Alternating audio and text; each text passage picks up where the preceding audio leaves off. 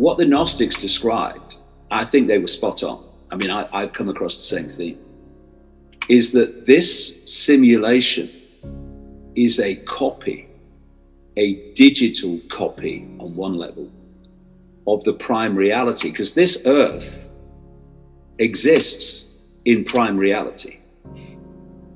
And it's on that higher frequency, that higher vibration, that much more ethereal vibration. And it's heart-centered, and it's a beautiful, wonderful, wonderful place, like creation in general overwhelmingly is. So what they did was basically take a copy of that. And it's like taking a copy of a website. The original website's still there. You've only taken a copy of it. And what's been happening since this simulation was created is that it's been changed and changed and changed and changed to go further and further away from what I'll call it prime earth is, prime reality. And so you come in perceptually. You don't come in physically, you come in perceptually. And as you come in, the memories of prime earth can disappear. With some, you can still remember it, but they basically disappear. But much as they've tried, there is still a connection to out there, and it comes through here. And if this closes and you get pulled into only belly emotion and head thought perception, then you can become completely immersed in the matrix and see no other reality. Like the five senses, just see the matrix. But if you can open this, you open your heart, you retain that connection to out there. And the more you open it, that connection becomes more and more powerful. The more you break through the veil of forgetfulness and you start to remember. You start to remember who you really are, where you really come from, and where you really are in terms of the simulation. Just after the turn of the millennium, I just got so strong from somewhere. We're in a simulation, and the limits of it are the speed of light. The head thinks, and it tries to work it out, because it doesn't know. But the heart that's connected to beyond the simulation does know. And that's why intuitive knowing comes as a package. It doesn't come as a sequence of thought that reaches a conclusion. The conclusion comes in full. It's like, I just know. Oh, I'm thinking, I just know. That's the difference. And, you know, you can remember, you can feel where we come from and the scale of love that's there where we come from.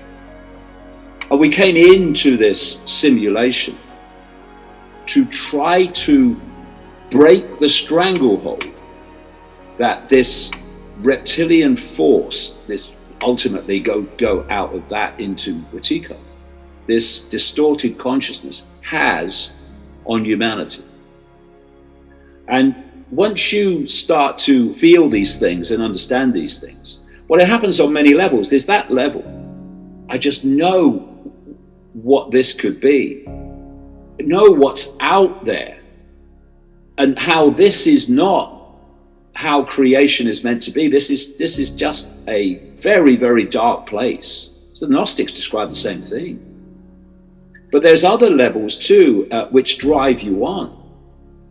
When you can see where this sequence is taking people to get even more and more extreme in this simulation as they change the website, if you like, more and more and more and more from what it originally was, then you can't walk down the street and look kids in the eye. You can't look your own kids in the eye, your own grandkids in the eye. You have to do everything you can to make a difference. And what I can't understand, and I've experienced it many times, is over this 31, 32 years I've been doing this, I've seen people come in and they realize something's going on and then they disappear. And some other people come up and they're flavor of the month for a short time, and then they disappear.